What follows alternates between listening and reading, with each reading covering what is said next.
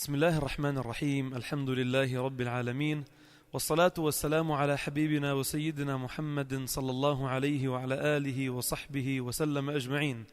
حياكم الله جميعا إخواني الكرام وأخواتي الكريمات في حلقة جديدة من هذه السلسلة المباركة دمعة تائب.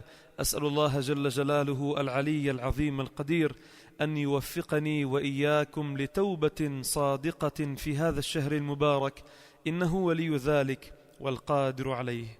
أحبتي في الله، من أعظم أسباب التوبة أن يكرم الله جل جلاله العبد التائب ويستطيع أن يضبط بصره، لأن كثيرا من الذنوب ومن المعاصي أصلها عدم انضباط البصر. وقد قلنا في حلقة سابقة ماضية أن هذا القلب له مداخل، وأن أعظم مداخل القلب البصر، فمن استطاع أن يضبط بصره حفظ من كثير من الذنوب. ومن أطلق لبصره العنان ينظر لأي شيء وينظر متى يشاء كيفما يشاء على الهاتف وعلى التلفاز، في الطرقات والشوارع والمحلات والدعايات وغير ذلك، فهذا سيقع ويوقع نفسه في كثير من الذنوب والمعاصي. أحد كبار التابعين، أحد كبار أئمة السلف، تلميذ من مدرسة النبي صلى الله عليه وسلم، تلميذ النبي، تلميذ ابن مسعود. ابن مسعود خريج مدرسة المصطفى صلى الله عليه وسلم، ابن مسعود تلميذ الحبيب صلى الله عليه وسلم. عبد الله بن مسعود أحد أهم وكبار تلاميذه، أحد كبار أئمة التابعين، إنه الربيع ابن خيثم رحمه الله. من شدة ورعه وتقواه وخوفه من الله جل جلاله كان الناس إذا نظروا إليه ظنوا أنه أعمى، من شدة وكثرة غضه للبصر، فكان يغض البصر كثيرا حتى إذا مر الناس من أمامه ظنوا أنه أعمى، فلا ينظر لأحد ولا ينظر لأي شيء قد يؤذي قلبه.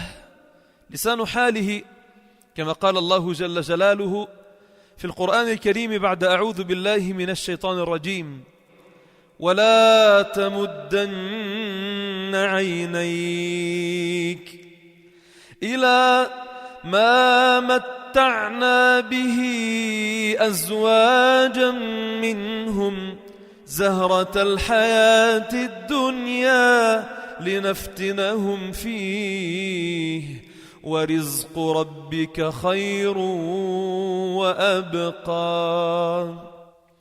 كان رحمه الله شديد الخوف من الله جل جلاله، ومن شدة خوفه من الله أنه كان يخاف إذا نظر إلى شيء تأثر قلبه ووقع في المعاصي.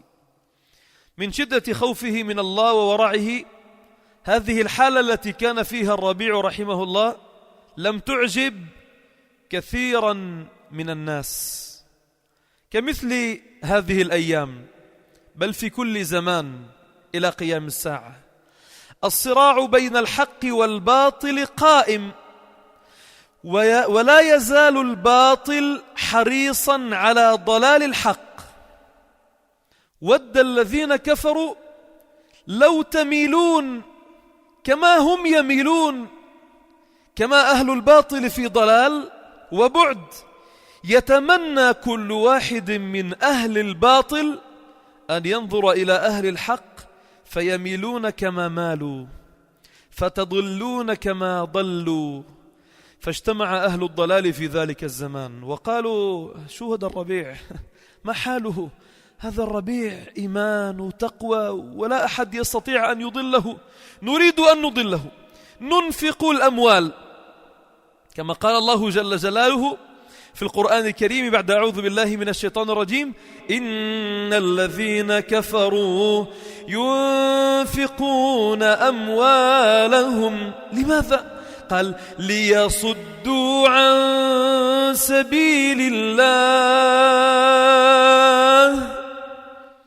أموال تنفق ليل نهار، انترنت مفتوح وببلاش ومواقع تواصل وهواتف وانترنت وزيد الانترنت وغير ذلك. لما؟ قال: نريد أن نضل الشباب. نفس الأمر يا أخواني، من ذلك الزمان إلى زماننا إلى قيام الساعة اجتمعوا وقالوا: نبحث عن امرأة بغي تبغي الرجال في الحرام، ونأتي إليها ونقول لها: خذي مالا مقابل أن تضل الربيع. بحثوا وجدوا امرأة شابة جميلة في أول عمرها، قالوا لها: نريد أن نعطيك 1000 دينار.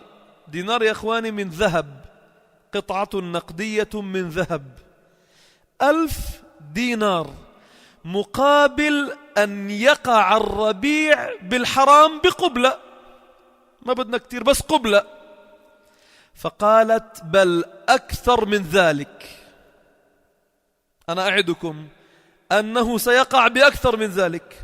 قالوا: طيب لك ذلك. أعطوها 1000 دينار.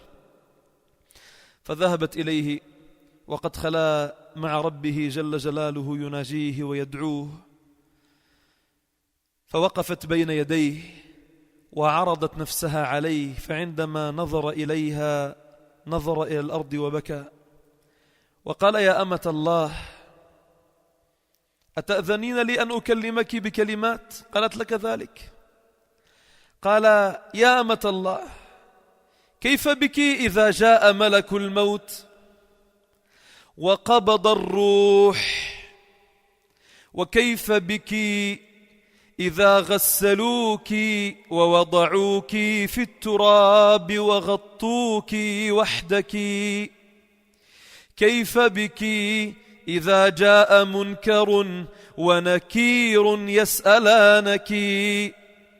كيف بك إذا وقفت بين يدي ربك يوم القيامة وسألك؟ كيف بك إذا أمر بك إلى النار وألقي بك على وجهك؟ قال: فبكت بكاء شديدا، ووقع كلام الربيع في قلبها موقعا عظيما، موقع تائب، فنزلت دمعة التائب على عينيها وأعلنتها توبة لله. حالها كما قال الله جل جلاله في سورة آل عمران بعد أعوذ بالله من الشيطان الرجيم: والذين إذا فعلوا فاحشة أو ظلموا أنفسهم ذكروا الله.